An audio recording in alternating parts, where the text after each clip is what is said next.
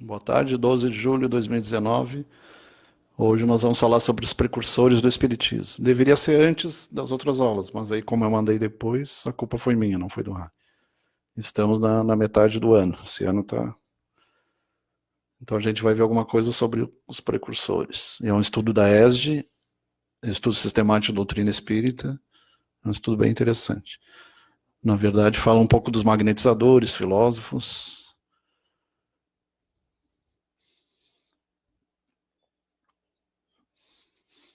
Então, tema único, módulo 3, roteiro 2, de Ana Fernandes e Natasha Fernandes, 2016, lá do SlideShare.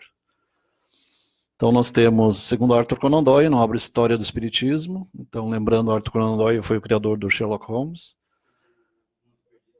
Mundo Perdido também? Esse eu não conheço. Os principais métodos precursores do Espiritismo foram. Ele tem a. História do Espiritismo é um livro dele. O Emmanuel Swedenborg, 1688-1772, portanto, 100 anos antes do Kardec, aproximadamente. 80 anos, mais ou menos. 84 anos sueco. Ele era um cara com um conhecimento incrível, ele entendia de matemática, de engenharia, várias linguísticas, e ao final da vida ele começou a ter visões de céu, de inferno, de anjos, demônios, e fez livros. Inclusive um é Céu e Inferno mesmo. Fez livros, e hoje nós temos a igreja de Swedenborg, que é Nova Jerusalém, e tem o Swedenborgismo na maçonaria. Então tem uns foram para a maçonaria e outros foram para o evangelismo anglo-saxão. Andrew Jackson Davis, Estados Unidos, acho que é Boston, se não me engano, 83 anos, 1826, 1910. Então, ambos a partir de 60, na terceira idade. Ele teve também visões e ele escreve, inclusive, a invenção do carro, instrumentos que na época não tinha. 1826, 1910, recém estava começando os primeiros carros. Edward Irving, 1792, 1834, 42 anos, escocês. E o Daniel Douglas Home, 1833, 1886, aos 53 anos, escocês. O Daniel Douglas Home, ele levitava, então tem várias fotografias de ele levitando até 1 metro, 2, 3 metros, até 3 metros. Quase como alguns santos católicos lá, como José do Cupertino, entre outros, que tinham esse fenômeno da levitação. Então, esses seriam alguns precursores. Então, Emmanuel Swedenborg, 1688, 1772. Então, ele parte ali no final, já pega a Revolução Americana, né, 1777, ao final da sua vida. Grande vidente sueco do século XVIII, engenheiro de minas e autoridade de metalurgia, física, astronomia, com vários livros. Desde criança foi médium clarividente, então desde criança ele já tinha evidência, mas só ao final da vida que ele passou a escrever. Quando emancipado do corpo, conseguia ver o que se passava nos outros lugares sem ficar inconsciente. É chamado desdobramento e visão remota. Projeção astral também. Vários termos, desdobramento, arrebatamento, projeção astral, tem vários nomes. Clarividência viajoura, quando enxerga a distância. Um episódio marcante foi quando ele viu e descreveu com perfeita exatidão um incêndio que acontecia em Estocolmo, estando ele a milhares de distância num jantar com 16 convidados. E ele enxergou a própria casa dele pegando fogo. Então, uma simulcognição, uma visão remota, uma visão à distância. Ao mesmo tempo. E depois, no século XX, o pessoal, os cientistas passaram a estudar a visão remota para fins militares. Estados Unidos investigando a Rússia investigando os Estados Unidos, espião, né, espionagem psíquica. Um episódio marcante, então, foi esse do Suécia-Estocolmo. Em uma noite de abril de 1744, em Londres, a sua clarividência eclodiu e o acompanhou durante toda a sua existência. Segundo ele, na mesma noite, o mundo dos espíritos, do céu e do inferno, abriu-se convincentemente para mim. Aí encontrei muitas pessoas de meu conhecimento, então pessoas que ele já conhecia, que tinham desencarnado, e de todas as condições. Desde então, diariamente, o Senhor abriu os olhos ao meu espírito para ver perfeitamente desperto. Então, ali, consciente, ele conseguia ver também o que se passava do outro mundo para conversar em plena consciência e com anjos e espíritos. Então, é o que se diz, tu tem a dupla, tu vê o que a gente vê, a realidade física, ao mesmo tempo ele via alguma coisa que estava acontecendo à distância, como se fosse a televisão quando ela é separada em 2 quadros, mais ou menos que é o que a gente tem na televisão hoje, com câmeras diferentes em diferentes lugares. Viu o ambiente que ele estava e viu o ambiente fora também. Lugares diferentes. E acordado, né? Desperto, consciente. A gente sabe que uns e outros também tinham esse tipo de visão, né? Ele é bem raro. É um fenômeno da alma, mas são almas altamente evoluídas. Os ensinamentos transmitidos em Swedenborg foram. Lembrando, então, foi criada até a Igreja Nova Jerusalém, New Jerusalem.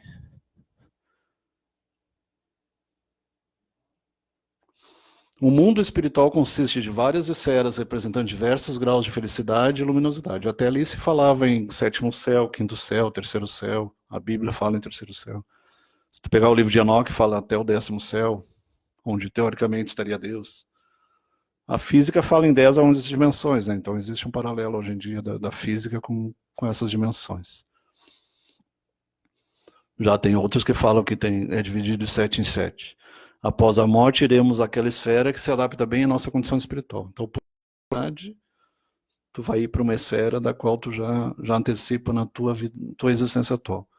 O cenário, as condições, a estrutura do mundo espiritual semelha-se às sociedades terrenas. Há residências para as famílias, templos religiosos, auditórios e palácios. Então, já naquela época ele falava coisas que a literatura espírita fala, e a vida fora da matéria também fala, que o mundo espiritual é muito parecido com o nosso, só que melhorado. Não tem espinhos, não tem escorpião, não tem, pelo menos nos planos mais elevados. Tem planos mais baixos que tem até coisa pior. Depende um grau de harmonia ou desarmonia. Mas os lugares mais perto das regiões celestiais não tem insetos, né? Inseto é...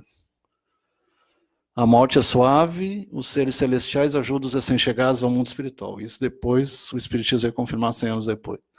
Passa em seguida por um período de absoluto repouso, reconstituindo a consciência em pouco tempo. A gente sabe que é pelo menos uma semana, né, de perturbação até a pessoa se acordar. Alguns continuam dormindo ou continuam agindo como se estivesse aqui na Terra ainda. Tem vários graus, pode levar até anos.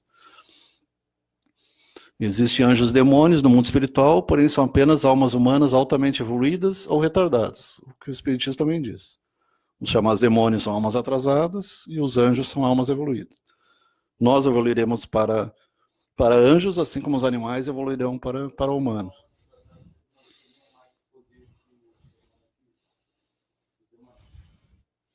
Tem a questão da magia, né? Eles usam magia, usam magia negra. Mas não tem nenhum poder contra os anjos, né? Os anjos têm mais poder. Quanto mais luz, mais poder. O homem não muda no mundo espiritual, então ele, no momento da morte, ele vai ser o que ele é. Só vai perder o corpo físico. Os defeitos continuam, os vícios continuam, as virtudes continuam, tudo ele leva para outro lado. Tudo que não seja material, ele leva para o outro lado. Dinheiro não vai para o céu, ouro não vai para o céu, só apenas o que tu faz de bom ou de ruim. Hábitos mentais adquiridos, preconceitos, preocupações, tudo vai para o outro lado. Ele será julgado por uma lei espiritual que leve em consideração os resultados globais da sua vida.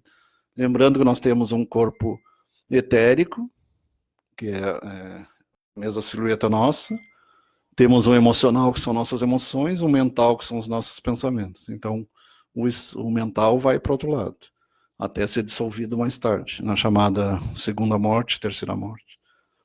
Terceira morte é quando não precisa mais reencarnar. Aí tu fica nos planos espirituais. Em planetas mais evoluídos, né? Não necessariamente na Terra. As crianças são recebidas no mundo espiritual sem nenhum tipo de discriminação pelo fato de serem não batizados. E é interessante que elas continuam crescendo no plano espiritual. E a média lá é 35 anos. As pessoas que morrem bem tarde pode aparecer com 30 anos e a criança pode aparecer com 20 anos, com 18 anos. Uma média de 30 anos, 25, 30 anos. Não há penas eternas, então tu vê como ele já tinha uma visão bem diferente do catolicismo da época. Não há condenação eterna e não há bem-aventurança eterna também. Os que estão no inferno podem trabalhar para sair de lá, desde que tenham vontade de fazê-lo. assim como no céu pode se elevar. A união de homem e mulher no mundo espiritual, onde o homem e a mulher formam... talvez o que deu origem a almas gêmeas, essa coisa, né? Mas aqui na Terra não existe esse tipo de coisa. E é uma união de afinidades e energética, né? Não física. E ali mostra 3 livros dele. O Céu e o Inferno, a Nova Jerusalém, que deu origem depois à Igreja Nova Jerusalém, que não é essa que tem aqui, é a New Jerusalem, e Arcana Celeste. Lembrando que nessa época ainda era escrito em latim, né? Arcanos são coisas antigas. Céu e Inferno, Nova Jerusalém e Arcanos Celestes. Aqui já está no português, mas o original era latim, aí já foi traduzido. Né?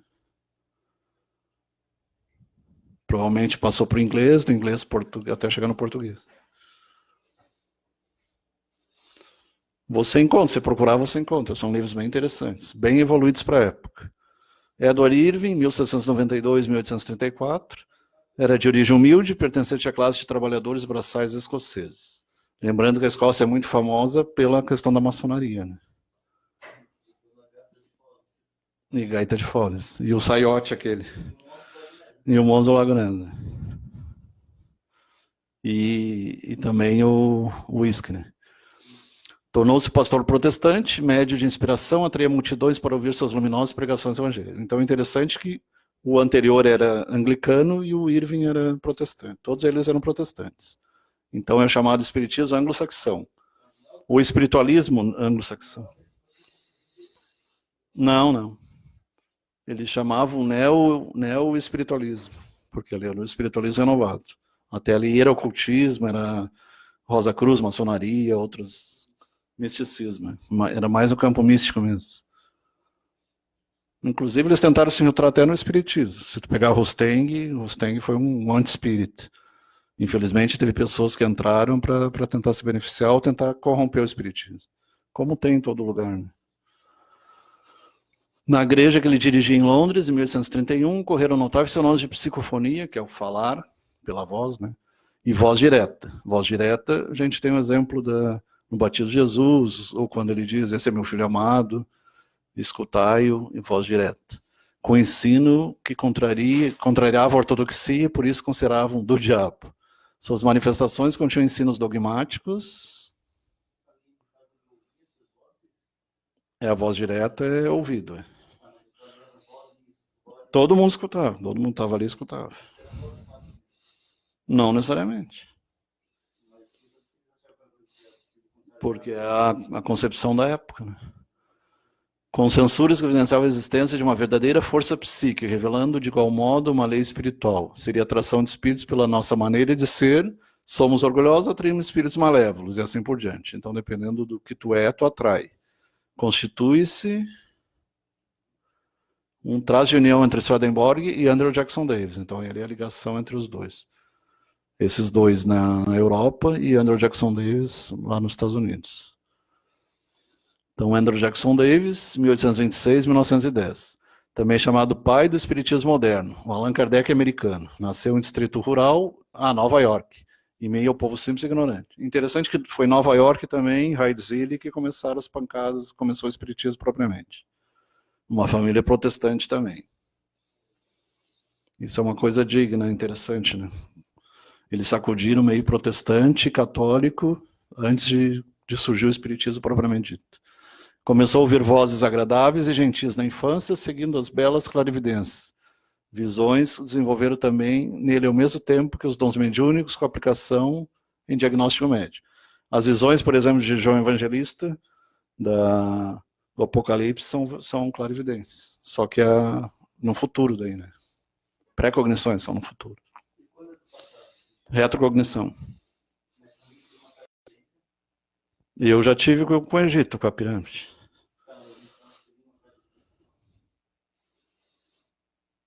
Tem a simocognição, que é ao mesmo tempo, a retro é no passado e a pré é no futuro. Não deixa de ser, mas pode estar associado com telepatia também, né? Ou com aquela psicometria também. Pessoas que a partir de uma foto, um objeto, descrevem um ambiente. Em 6 de maio de 1844, foi transportada da cidade onde morava às montanhas de Catskill, a 65 km de distância. Aqui provavelmente foi desdobramento, né? Não que ele tenha voado, provavelmente foi desdobramento. Apesar de a gente ver algum escrito de Maomé também, que teria sido. Nessas montanhas encontrou 2 anciões que revelaram serem seus mentores, chamados Swedenborg e Cláudio Galeno. Então, Cláudio Galeno, famoso médico grego, e Swedenborg foram mentores do Andrew Jackson Davis. Galeno, depois do Hipócrates e Averroes, né, nos famosos da época. Dá para procurar ver o que tem. Então, Andrew Jackson Davis. Tem um livro dele que fala até sobre a invenção do carro, é bem interessante. Só que está em inglês, não tem, que eu saiba, não tem nada em português. Em transe, ele falava várias línguas sobre questões de arqueologia, história, Bíblia, mitologia, bem como temas linguísticos sociais, sem ter tido conhecimentos literários científicos. Assim como o Profeta Adormecido, né, o Edgar Cayce. Em transe também, ditou um livro por 2 anos sobre os segredos da natureza, que foi publicado no ano 1847, com o título Os Princípios da Natureza. Recebeu 30 livros sobre o título da filosofia harmônica do Espírito Swedenborg. Na sua pobreza material, jamais esqueceu a justiça e a caridade para com os outros. Era honrado, sério, amante da verdade, incorruptível, compenetrado nas suas responsabilidades nos novos acontecimentos. Então, é considerado o Kardec americano. Aos 21 anos, chegou o maior desenvolvimento das faculdades mediúnicas, podendo observar o desencarne das pessoas e narrando-se todas as minúcias. Lembrando que a mediunidade faz parte de todas as religiões, todas as épocas, todos os tempos. O mediunismo. Desencarne é a morte. De soma, né? O termo atual é de soma. Abandono do soma, do corpo. Antes de 1856, profetizou, então lembrando que aí já tinha alguma obra do Kardec, né? 1856. Então ele é conterrâneo do Kardec. Profetizou o aparecimento de automóveis e de veículos aéreos movidos por uma força motriz de natureza explosiva, então um motor a combustão, que surgiu lá em 1890, né? Um pouquinho antes nos trens a vapor e logo depois dos carros. Além de máquinas de escrever, Revolução Industrial, né? Com o Watt e outros, né? Além de máquinas de escrever, deixando registrado em sua obra Penetralia. E essa é em inglês, não tem em português. Em 1847, predisse que a manifestação ostensiva dos espíritos com as criaturas humanas, frisando que não levaria muito tempo para que essa verdade se revelasse numa exuberante demonstração, bem quando começarem Heidsiehl e as pancadas e as mesas girantes na Europa. Aí começou o espiritismo propriamente. Então se divide entre espiritualismo anglo-saxão e o espiritismo propriamente, que é francês, né? Em 1848, na noite que as irmãs Fox em Heidsiehl, então 1 ano antes ele já predisse, conversaram através de batidas com o senhor que havia morrido na casa, e ele relatou o seguinte ocorrido. É aquele mascate lá, que foi morto e enterrado. Esta madrugada, um sopro fresco passou pelo meu rosto e ouvi uma voz suave e firme dizer-me: irmão, foi dado início a um bom trabalho, contempla a demonstração viva que surge. Pus-me a cismar no significado da mensagem. Muito longe estava ele de supor o que estava acontecendo naquela mesma noite que viria a seguir. Então, no mesmo estado que ele nasceu, Nova York. Devido a esse fato, passou a chamar de profeta da nova revelação. Possui visões espirituais do além. Sua descrição do que via mostrou ser bastante aproximada do que foi relatado em outros países, inclusive no Brasil com as obras de André Luiz. Via uma vida semelhante à da Terra, se poderia chamar de vida semimaterial, com gostos objetivos adaptados à nossa natureza, que a morte não modifica. Assim como viu que os trabalhos científicos, artísticos, literários e humanitários continuavam no além, não cessavam, e também as várias fases e graus do progresso espiritual. Avançou mais nos mistérios da vida que Swedenborg e Allan Kardec, completou-lhe e ampliou-lhe através de seus estudos. Aqui nós tivemos no Brasil Carmino Mirabelli, que também era um médium excepcional. Ali mostra o Daniel Douglas Home levitando 2 metros, 3 metros. Ele levitava e tem fotografias.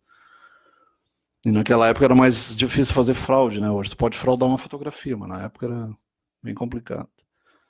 Nasceu na Escócia, na aldeia de Curry, era médio de efeitos físicos, levitação e materialização de espíritos. Foi considerado um missionário dos tempos modernos.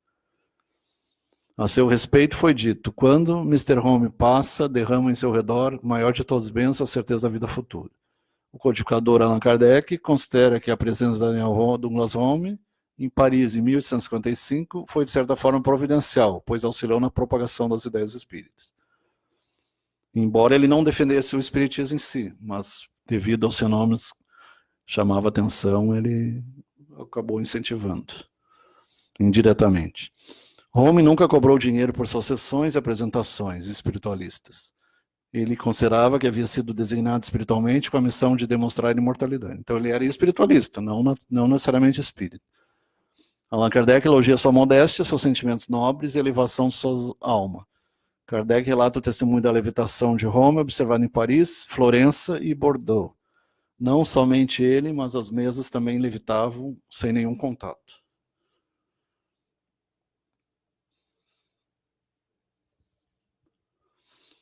Ele relatou, Allan Kardec, vários casos de manifestações realizadas por Home, como formação de mãos fluídicas, então em parafinas ou fluidos, em tudo semelhante a mãos vivas, sólidas, resistentes, que repentinamente se evaporavam ao tentar agarrá-las, assim como apareciam e desapareciam. Kardec afirma em um dado momento que na revista Espírita os seguintes comentários: seguramente se alguém fosse capaz de vencer a incredulidade por efeitos materiais, este seria o Sr. Home. Nenhum médium produziu um conjunto de fenômenos mais surpreendentes só depois, no início do século, em 1930 mais ou menos, no Brasil, Carmino Mirabelli.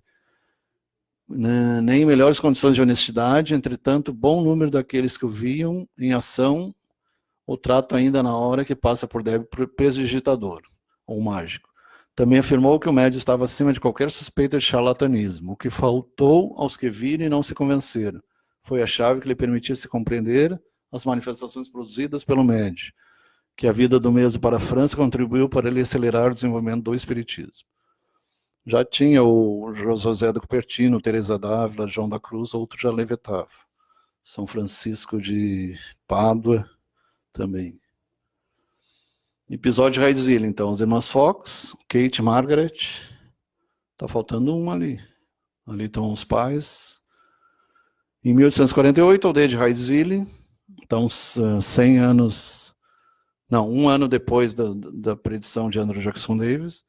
Localizado no condado de Wayne, estado de Nova York, distante 30 quilômetros da cidade de Rochester. Era um pequeno aglomerado de casas de madeira com uma típica população de agricultores. E protestantes também. Nessa aldeia morava a família Fox, família de fazendeiros, composta pelo pai, John Fox, a mãe, Margaret Fox, suas filhas, Margaret Fox, 14, e Kate Fox, 11. Então eram duas. Eles tinham outros filhos que não moravam com eles, eram da região metodista, religião metodista. Kate e Margaret Fox. Na simples cabana onde morava a família Fox, havia ocorrido o assassinato de um mascate. O espírito vendedor produzia sons, barulhos, ruídos, tentando se comunicar com seus moradores, chamados raps, batidas. No princípio, a família Fox não se incomodava.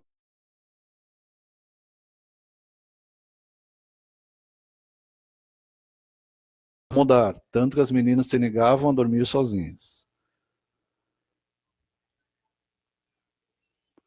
Em 31 de março de 1848, considerado o início do espiritismo oficialmente, a menina Kate desafiou a força invisível a repetir com os golpes as palmas que ela batia com as mãos. Batia uma vez, repetia. Batia 2 vezes, repetia.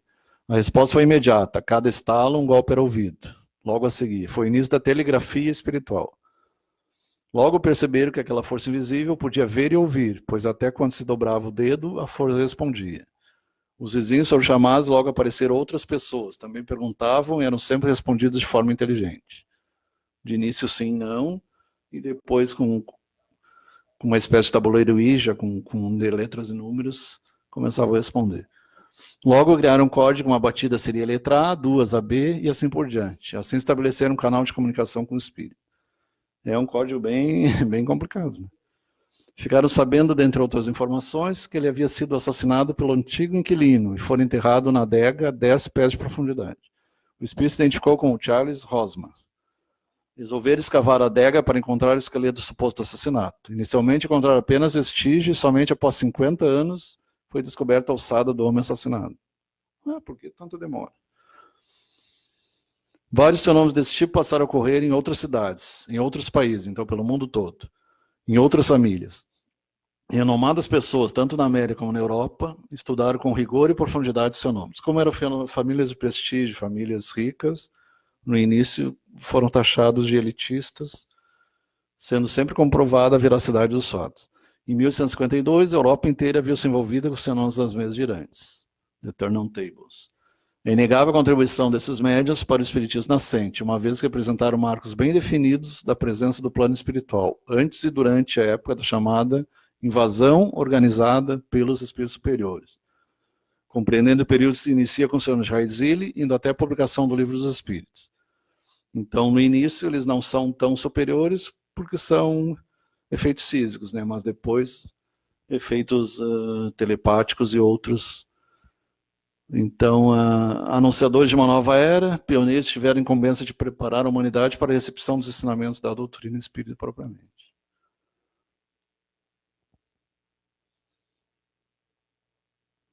Esse é o fim? Isso, então é isso. Muito obrigado. Boa noite a todos. Vamos ver quem é que está no ar. Bastante gente. Imperume aqui do lado, Luiz Carpini, Beto Madeira, Alex Canuto, Maria de Fátima, Luana Renato, Wagner Silva, Antônio Oliveira, Paulo Sérgio Souza, Lúcia Martins, Alex Canuto, Beto Madeira aqui do lado, Lucas Carpato, Viviane Inácio e Elcir Caetano.